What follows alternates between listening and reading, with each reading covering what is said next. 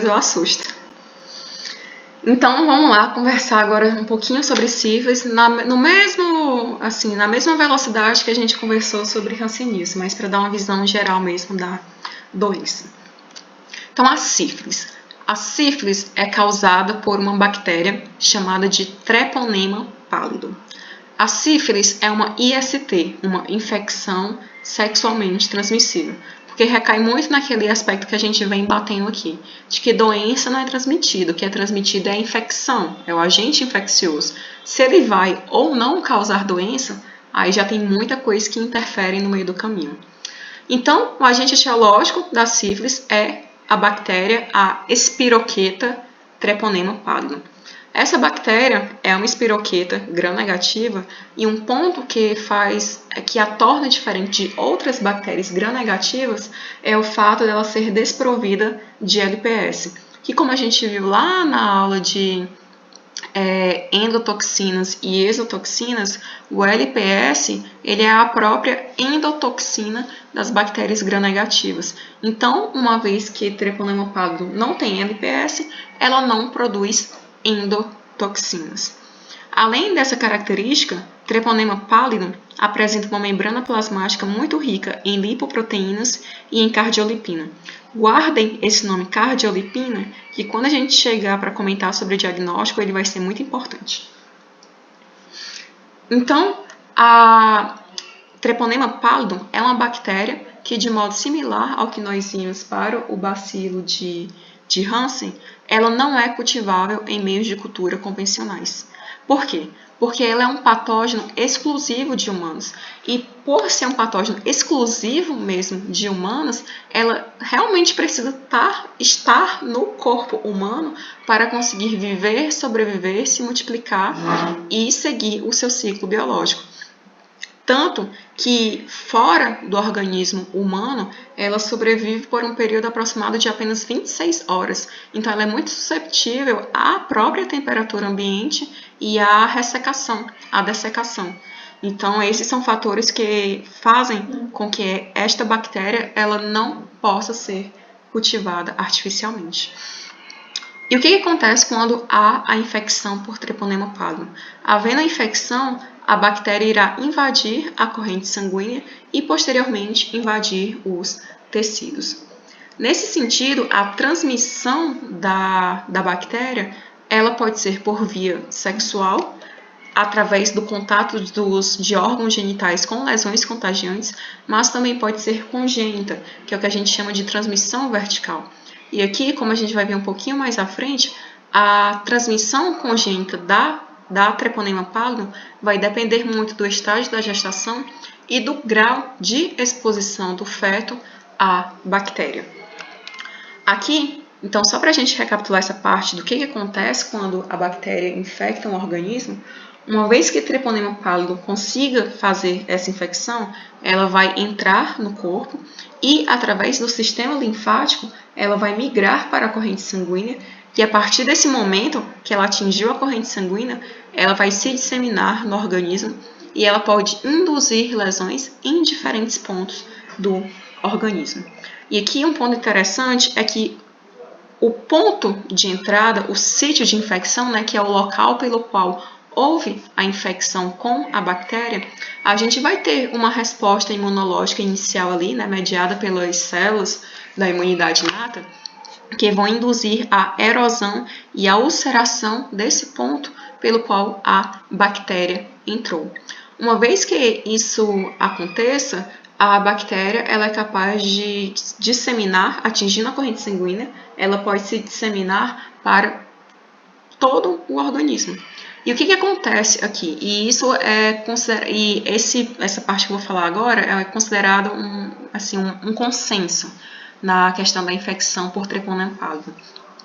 Quando essa bactéria infecta o organismo, eu tenho um desenvolvimento de uma imunidade adquirida? Tenho. A questão é que anticorpos não são eficazes em eliminar a bactéria. E quando eu consigo montar uma resposta celular dirigida especificamente à bactéria, digamos assim, já é um pouco tarde demais. E por quê? Porque quando de fato a imunidade celular é montada, a bactéria ela já conseguiu se disseminar no organismo, ela já conseguiu se multiplicar e, digamos assim, fazer o que tinha que fazer.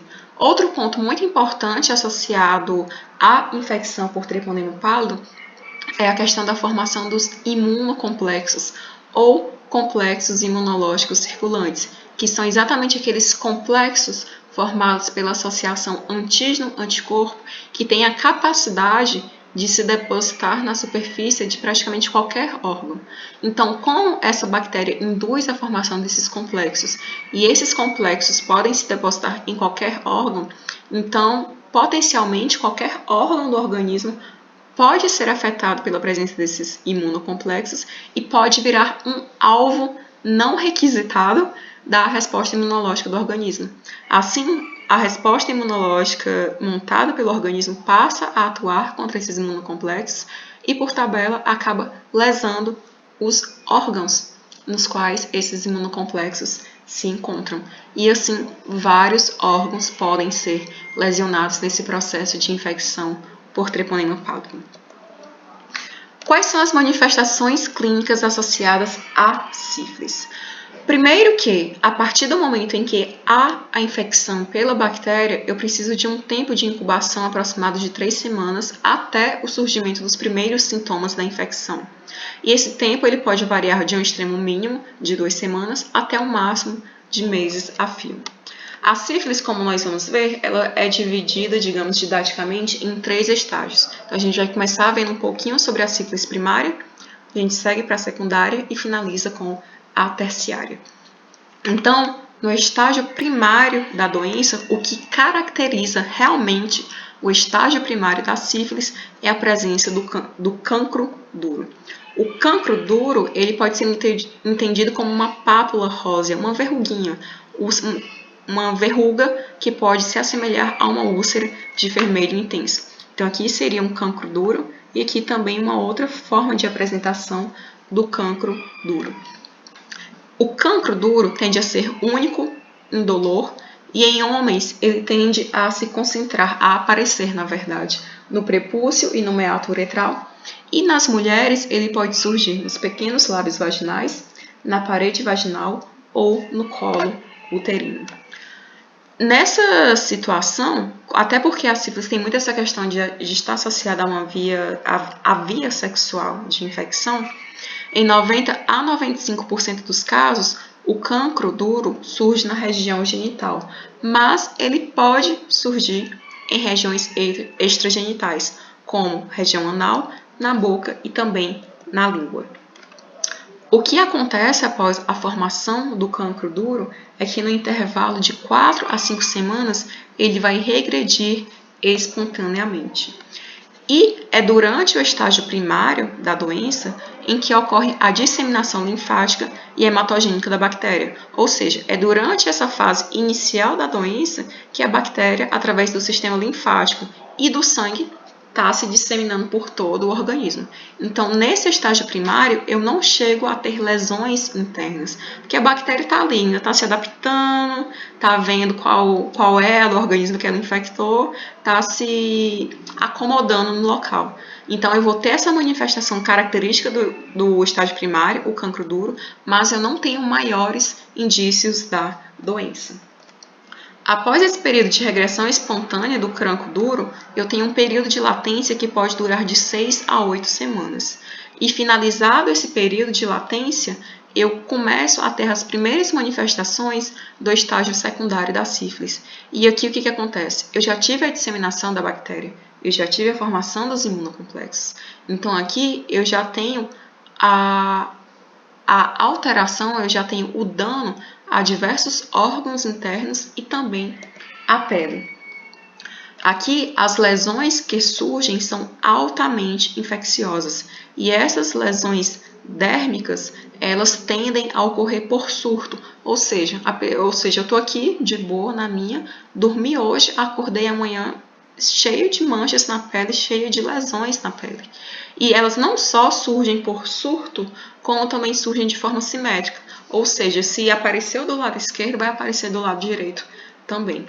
As lesões que surgem nas palmas das mãos e nas plantas dos pés, elas tendem a ser as mais comuns e, por isso, as mais características do estágio secundário da sífilis. Mas essas lesões também podem surgir na face, onde elas irão se concentrar em volta do nariz e da boca, e podem surgir na mucosa oral também, onde elas se caracterizam como lesões vegetantes esbranquiçadas sobre base eritematosa. O que é base eritematosa? Sobre uma base erodida, uma base avermelhada, como se tivesse passado por realmente por uma erosão, algo tivesse deixado aquela região mais vermelha. Então, essa lesão esbranquiçada, e aqui ele também até coloca esse outro tipo de lesão, são manifestações orais do estágio secundário da sífilis. E essas lesões são altamente contagiosas. E por que elas são altamente contagiosas, altamente infecciosas? Porque aqui há uma elevadíssima concentração de treponema pallidum. Além dessas manifestações mais externas, podem ocorrer alguns sintomas gerais, como cefaleia, mialgia, faringite e artralgias. O Rafael perguntou se essa fase de adaptação que eu coloquei seria algo como a fase lag da curva de crescimento bacteriano. Sim, pode ser entendida como uma fase lag de crescimento da bactéria, onde ela está se adaptando, está se disseminando pelo corpo, para que então ela possa começar a se multiplicar, a aumentar a sua carga no organismo. Então, quando a gente fala no estágio secundário, é possível, em casos muito esporádicos, que haja uma manifestação maligna nesse estágio secundário, que é a chamada sífilis maligna precoce. Então, essa sífilis maligna precoce pode ser entendida como uma variante mais esporádica do estágio secundário da sífilis, onde eu vou ter a presença de lesões pustulosas, ou seja, lesões que têm a saída de pus. E essas lesões tendem a evoluir para uma região de necrose e de ulceração. Após esse período que caracteriza o estágio secundário, eu vou ter, durante os 2 primeiros anos da doença, a alternância entre surtos e períodos de latência. Ou seja, digamos que a pessoa ela foi infectada pela bactéria, teve o estágio primário, passou por aquele período de latência e entrou no estágio secundário. Teve as manifestações do estágio secundário, não foi atrás de tratamento e permaneceu no estágio secundário.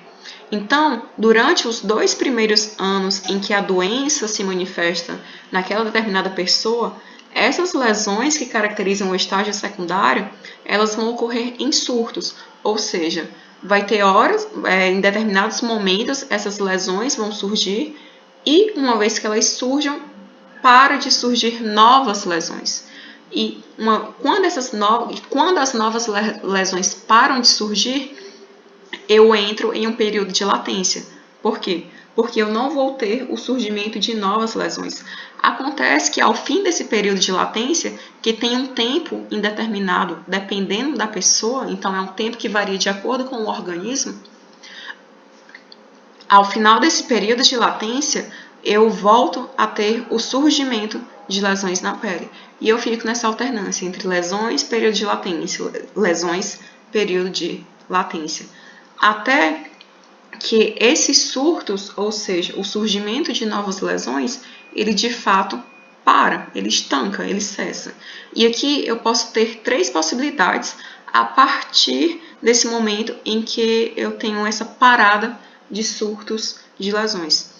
Eu posso ter a cura clínica e sorológica, ou seja, o organismo, por conta própria, deu conta de eliminar a infecção, ou seja, com o tempo o organismo conseguiu, enfim, eliminar a bactéria.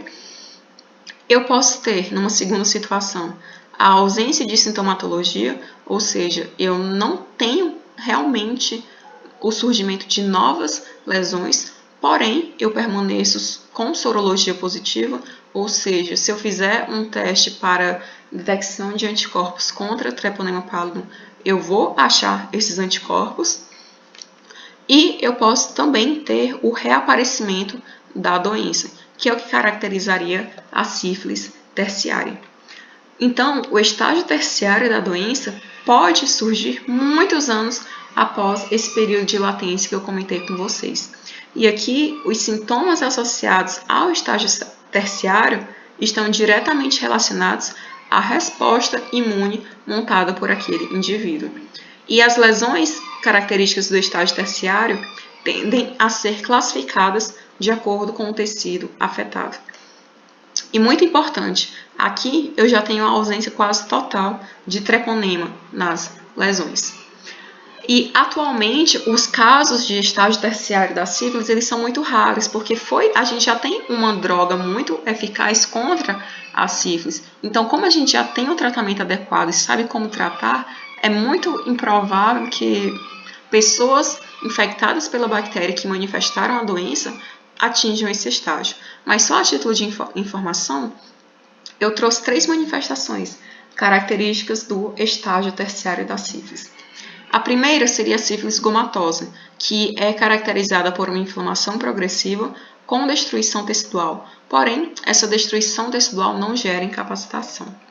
A outra manifestação seria a sífilis cardiovascular, que pode induzir um aneurisma. E, por fim, a neurosífilis, onde aqui os sintomas vão variar muito de acordo com a região do sistema nervoso central afetada. E, a depender da região afetada, eu posso ter alterações de personalidade, convulsões, alterações na fala, na visão e na audição. E aqui, é só para comentar um pouquinho sobre a sífilis congênita. Então, a sífilis congênita é uma possibilidade quando eu tenho a disseminação hematogênica, ou seja, a disseminação através do sangue da bactéria, da gestante para o feto, através da placenta.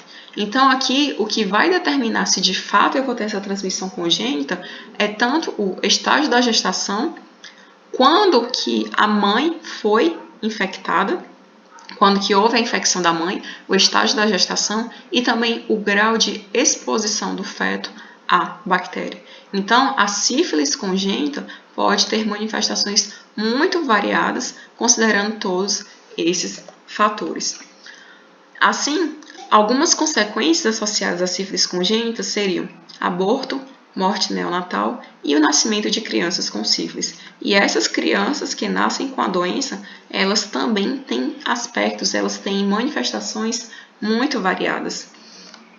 E só a título de curiosidade, o Ministério da Saúde atualmente faz a distinção entre uma sífilis congênita precoce e a sífilis congênita tardia.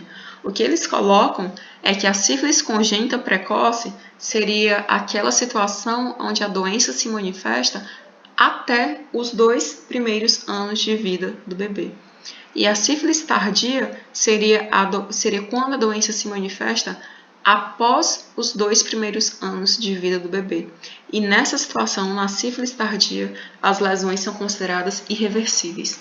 Então, em se tratando da sífilis congênita precoce, há a possibilidade de realizar um tratamento e assim reverter as lesões que surgiram. Já quando a gente fala da sífilis congênita tardia, as lesões que eventualmente surjam, elas são irreversíveis.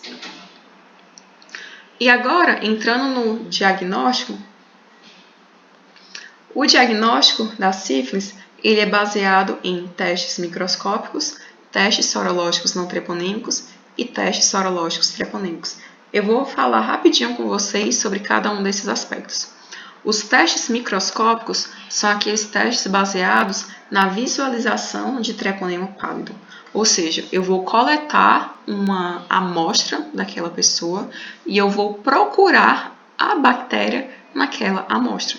Então, por isso que a gente fala em teste microscópico direto, porque eu vou literalmente tentar enxergar a bactéria na amostra que eu estou avaliando. Esses testes são recomendados na fase primária da doença. E por quê? Porque na fase primária da doença, eu ainda não tenho anticorpos que possam ser detectados e eu ainda não tenho uma imunidade adquirida montada. Então, a opção é realmente recorrer a um teste voltado à detecção da bactéria na amostra avaliada. Aqui, eu posso utilizar a microscopia de campo escuro, mas também posso realizar a pesquisa direta com material corado. Já nos testes sorológicos não treponêmicos, eu vou pesquisar anticorpos inespecíficos contra a bactéria. Os testes microscópicos tendem a ser preferidos no estágio primário e no início do estágio secundário da doença. Já os testes sorológicos não treponêmicos, eles são preferidos quando eu tenho um estágio secundário consolidado, e eles são chamados de não treponêmicos porque eles não são específicos para Treponema pallidum, tá? Existem outras bactérias chamadas de treponemas, outras bactérias do gênero Treponema, que não são agentes etiológicos de doenças. Então, como aqui eu vou procurar anticorpos inespecíficos, eu não posso chamar de teste treponêmico, porque nessa situação eu estaria tratando de anticorpos específicos para Treponema pallidum. Então, como no teste serológico não treponêmico eu não estou fazendo isso, eu estou procurando anticorpos inespecíficos. Então, aqui, os testes sorológicos não treponêmicos, eles são tratados como uma triagem. Se eles derem positivos, eu sigo para um teste sorológico treponêmico. Se ele der negativo, aí, a depender da situação, eu escolho o que eu faço. Se de fato a possibilidade da infecção foi descartada, ou se seria o caso de repetir o teste posteriormente e ver se houve aquilo que a gente chama de viragem sorológica. Ou seja, num primeiro exame realizado não houve a detecção dos anticorpos, mas num exame realizado posteriormente, esses anticorpos já estavam presentes. Aqui, o principal exemplo, e eu acho que é o mais famoso, de teste não treponêmico utilizado no contexto da sífilis é o VDRL. E eu, particularmente, antes de ler sobre o assunto, sobre estudar, eu achava que VDRL era o que dava o diagnóstico da sífilis. Mas aí eu fui entender que não. VDRL é um teste de triagem para detectar a infecção por Treponema pallidum. Então, quando a gente fala de VDRL, a gente vai procurar se existem anticorpos inespecíficos contra treponemas. E um ponto muito interessante, que não dá para enxergar aqui, mas depois eu coloco para vocês, tem até um videozinho que fala sobre isso, isso, Rafael, o FTA ele é treponêmico, FTA-ABS. É um teste treponêmico porque ele é voltado especificamente, ele é voltado à detecção de anticorpos específicos contra Treponema pallidum. Então, no VDRL, o que a gente vai usar como antígeno para pesquisar esses anticorpos inespecíficos no soro do paciente? A gente vai usar como antígeno a cardiolipina. Lembra que lá no comecinho eu falei que a cardiolipina é um componente da membrana plasmática de Treponema pallidum? Então, ele também é um componente da membrana plasmática de outras espiroquetas. Acontece que se esse VDRL der positivo, eu já tenho um forte indício de que tem alguma coisa ali a ser pesquisada mais adiante. E essa cardiolipina que é usada no VDRL não é a cardiolipina de Treponema pallidum. É cardiolipina extraída do coração do boi. Por quê? Porque Treponema pallidum, a gente entendeu que não dá para cultivar ela em laboratório. Então, é muito difícil conseguir tirar a cardiolipina diretamente que eu falo assim, própria da bactéria. Então, a cardiolipina que é usada no VDRL, ela é extraída do coração do boi, porque foi verificado que essas cardiolipinas são muito parecidas.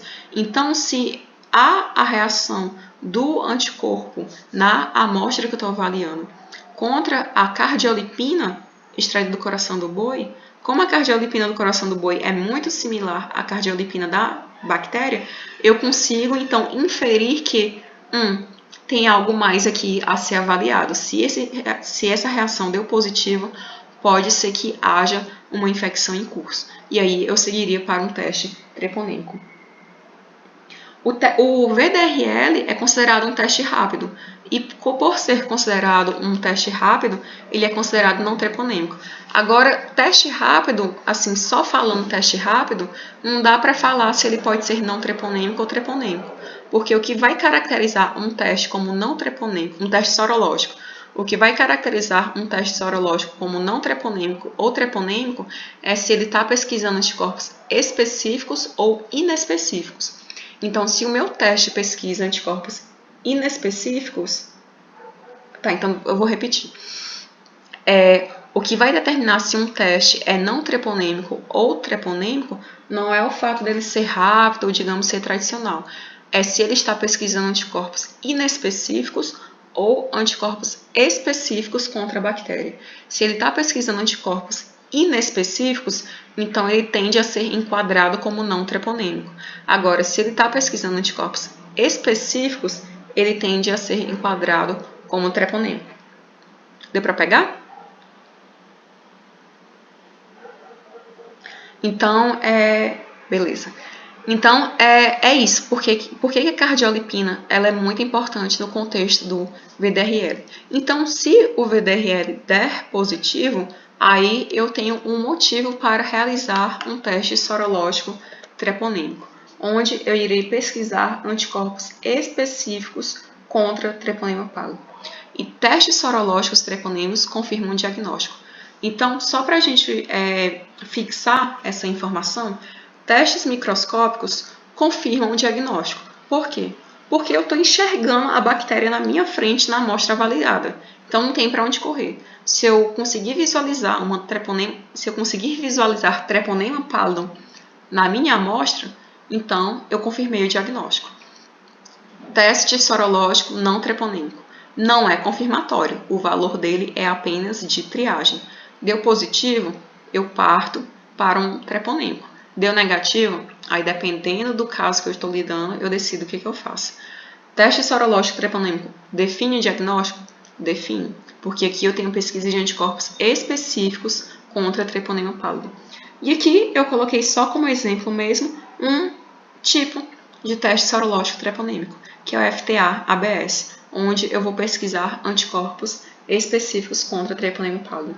Mas a gente vai ter a oportunidade de ver esse teste com um pouquinho mais de detalhes quando a gente chegar lá na parte voltada especificamente a diagnóstico, a técnicas de diagnóstico de infecções bacterianas.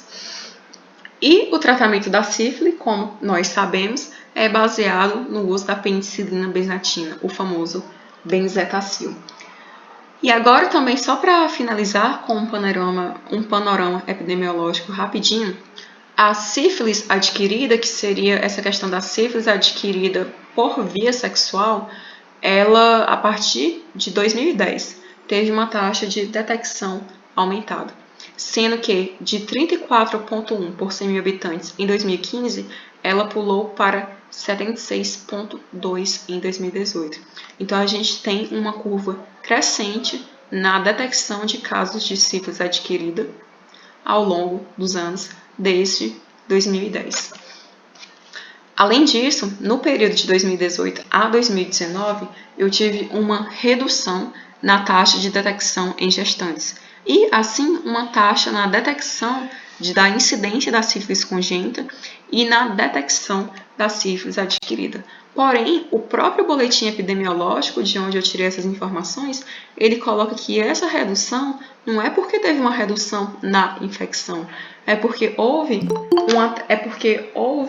um atraso na transferência de dados, houve também atraso na notificação de novos casos comprovados e houve uma demora na atualização da base de dados no SINAM. Então, o fato é que, desde 2010, a gente tem essa curva crescente de casos de sífilis adquirida. Então, aqui é só para mostrar que a taxa de detecção de sífilis em gestantes e de sífilis congênita, segundo região.